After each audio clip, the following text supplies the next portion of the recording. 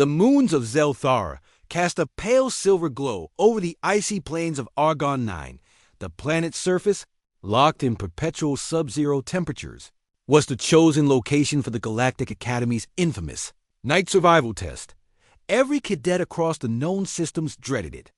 It was a tradition designed to weed out the unfit and humble the overconfident dot. Among the dozen trembling figures standing in the cold twilight was Cadet Rafiq Khan, the sole human in the batch. The instructor, a tall insectoid Krellian named Cezarn, clicked his mandibles and spoke. "You have 12 hours. Survive the night with the tools you carry. Assistance from outside sources will lead to disqualification. Begin." Without another word, the instructor vanished into the darkness.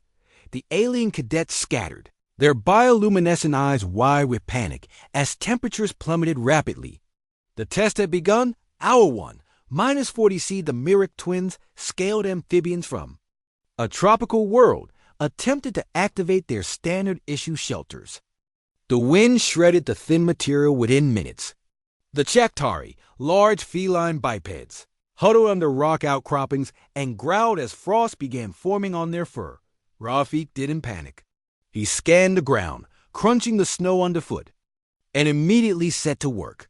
He removed his gloves only briefly, feeling the earth with bare hands. After walking in tight spirals and testing a few spots, he stopped and smiled. This'll do. Dropping to his knees, Rafiq began digging. Hour 2, minus 45. See, the aliens observed the human curiously from afar. They had assumed he'd use his ration, heater packs, or maybe attempt a crude lean-to like the Weathery. But instead, Rafiq had dug a pit about 1 meter deep and 2 meters wide. Then he gathered rocks. Lots of them. "Foolish human," muttered Shivaran, a Zinthari cadet. "Stone offers no warmth, no barrier from wind. Primitive thinking." They didn't understand what he was doing, and most didn't care. They were too busy trying to conserve body heat, some forming shaky clusters, others trying to bury themselves in snow like some cold-blooded species due to hibernate. Rafiq ignored them. Hour 3, minus 50°C, had a small fire going. Not for warmth. The wind stole most of that. But for the rocks. Using his survival manual as a windscreen, he carefully placed stones in the center of the flame. When they began to glow faintly, he used his jacket sleeves to transfer them into the pit. Then he covered the pit with a survival blanket, snow, and finally crawled in himself. It wasn't luxurious, but it was warm. Hour 6, minus 55°C. Wind screamed like a banshee. Some cadets cried. Others curled into fetal positions. At least one had collapsed, his thermal gear icing over. Cezanne returned briefly to check on them.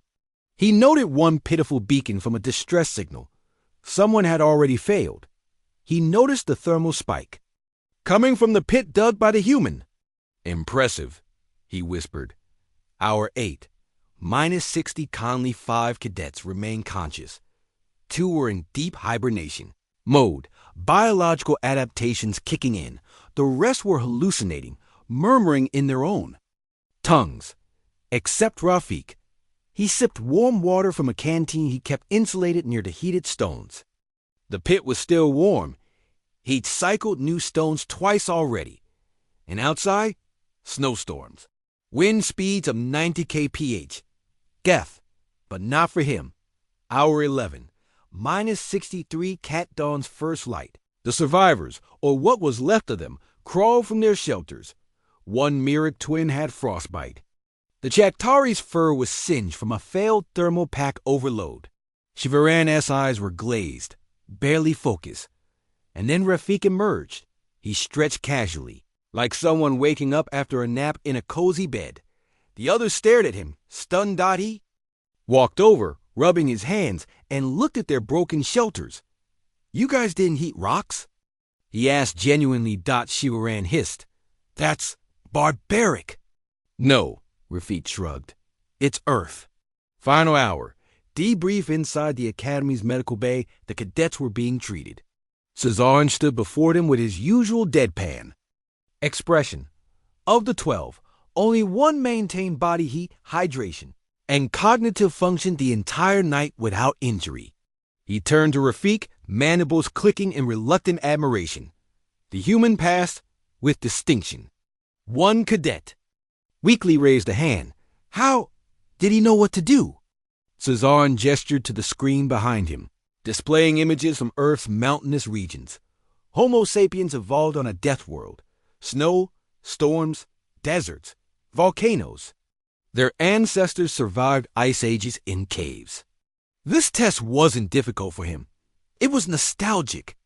Laughter erupted, bitter and half-hollow. Rafik, sitting on the edge of a bunk, sipped warm broth and grinned.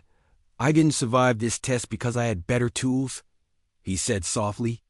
I survived because my great-great-grandfather probably did the same thing, but with less gear and a lot more wolves. The room went silent.